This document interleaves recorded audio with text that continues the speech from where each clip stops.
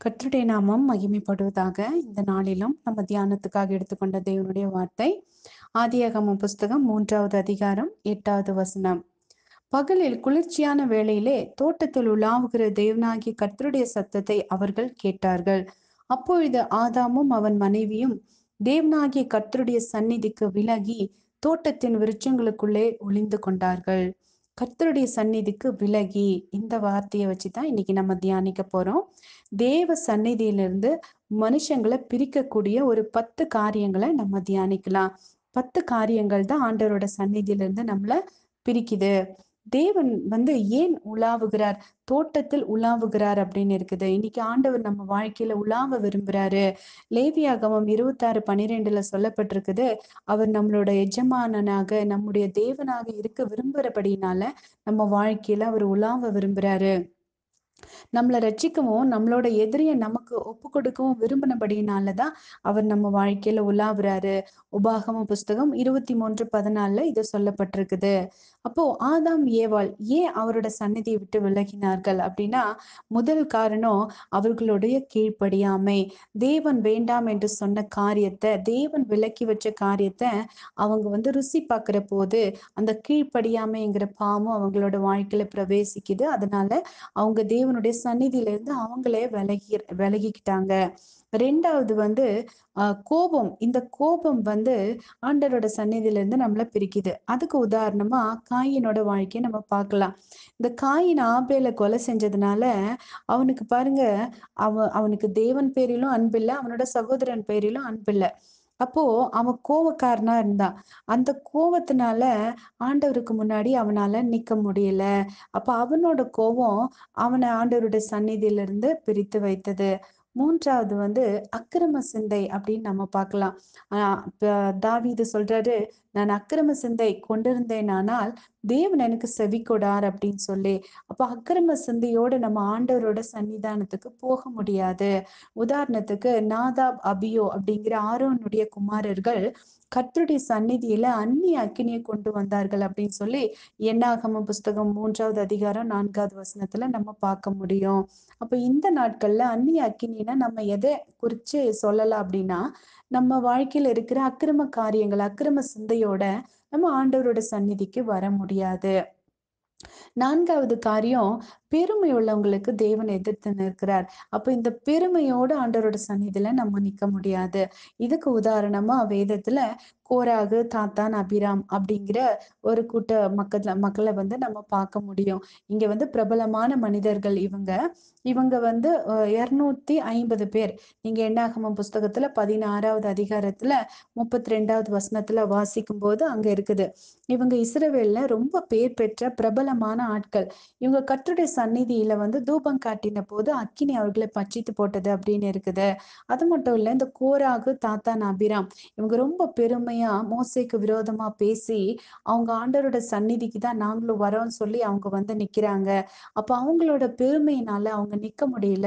பூமி அவர்களை விழுங்கி போட்டது அப்படின்னு இருக்குது. அப்ப நீங்களும் நானும் பெருமையோட ஆண்டவரோட சன்னிதானத்துக்கு வர முடியாது. அப்போ 5வது காரியம் விக்கிரக ஆராதனை. அப்போ யாராவது தங்களோட வாழ்க்கையில ஆண்டவர முதலிடத்துல வைக்காம மற்ற காரியங்களை முதலிடமா வச்சோம் அப்படின்னா, அவங்களோட வாழ்க்கையில அவங்க ஆண்டவரோட சந்நிதியில அவங்க நிக்க முடியாது. உதாரணத்துக்கு என்னாகமம் புஸ்தகத்துல 25வது அதிகாரத்துல 4வது வசனத்துல இப்படி சொல்லப்பட்டிருக்குது. பாகால் பேயோரை பின்பற்றுகிறவர்கள் கர்த்தருடைய சந்நிதியில தூக்கி போடப்பட்டார்கள் அப்படின்னு சொல்லி. கர்த்தருடைய சந்நிதியில அவங்க மரிச்சிட்டாங்க. இப்போ மற்ற காரியங்களை இன்னைக்கு நம்ம விக்கிரக ஆராதனை செய்யறது இல்ல. ஆனா ஆண்டவரை முதலிடத்துல வைக்காம மற்ற காரியங்களுக்கு முதலிடம் கொடுக்கும்போது நம்ம கூட ஆண்டவரோட சந்நிதியில மரித்தவர்களா தான் நம்ம காணப்படுவோம் அப்படின்னு சொல்லி வேதம் சொல்லுது. 6வது காரியம், துணிகரமான பாவம் செஞ்சுட்டு ஆண்டவரோட சமூகத்துல நிக்க முடியாது. இதுக்கு உதாரணமா ஏலியனுடைய குமாரர்கள் ஓப்னி, பினேகாஸ் இவங்க 1 சாமுவேல் 2வது அதிகாரத்துல நம்ம பார்க்கலாம். 1 சாமுவேல் 2வது அதிகாரம் 17லிருந்து 25 வசனங்கள் வாசித்து பார்த்தோம்னா அங்க இருக்குது. அவர்களை சங்கரிக்க கர்த்தர் சித்தம் கொண்டார். இவங்க ஆண்டவரோட சந்நிதியில தூபம் காட்ட வேண்டியவங்க, ஆண்டவரோட சந்நிதியில ஆராதனை செய்ய வேண்டியவங்க. ஆனா இவங்க தப்பு செஞ்சதுனால துணிகரமான கொடூரமான பாவம் செஞ்சதுனால இவங்க மரிச்சு போனாங்க அப்படின்னு சொல்லி நம்ம பார்க்க முடியும். அது மட்டும் இல்ல, 7வது காரியம், அவரோட வார்த்தைக்கு செவி கொடாதவர்கள் அவரோட சந்நிதியில சேர முடியாது. இதுக்கு உதாரணமா இஸ்ரவேல் ஜனங்கள், அவங்கள பத்தி ஏசாயா 1:12 எழுதப்பட்டிருக்குது. நீங்கள் என் சந்நிதியில் வரும்போது என் பிரகாரங்களை இப்படி மிதிக்க வேண்டும் என்று உங்களிடத்தில் கேட்டது யார் அப்படின்னு கேட்கிறாரு. ஏன் ஆண்டவர் அப்படி கேட்கிறாருன்னா, அவர் சொல்றாரு, உங்களோட தூபம் காட்டுதல் எனக்கு அருவருப்பா இருக்குது, உங்கள் பண்டிகைகளை என் ஆத்துமா வெறுக்குது அப்படின்னு சொல்லி 12, 13 வசனங்கள்ல சொல்லப்பட்டிருக்குது. அப்போ ஏசாயா 1:10-19 முடிய வசனங்களை வாசிக்கும் போது, அப்ப அவரோட வார்த்தைக்கு செவி கொடுக்காம நீங்களும் நானும் அவரோட சந்நிதியில நின்னோம்னா அதை ஆண்டவர் வெறுக்கிறாரு.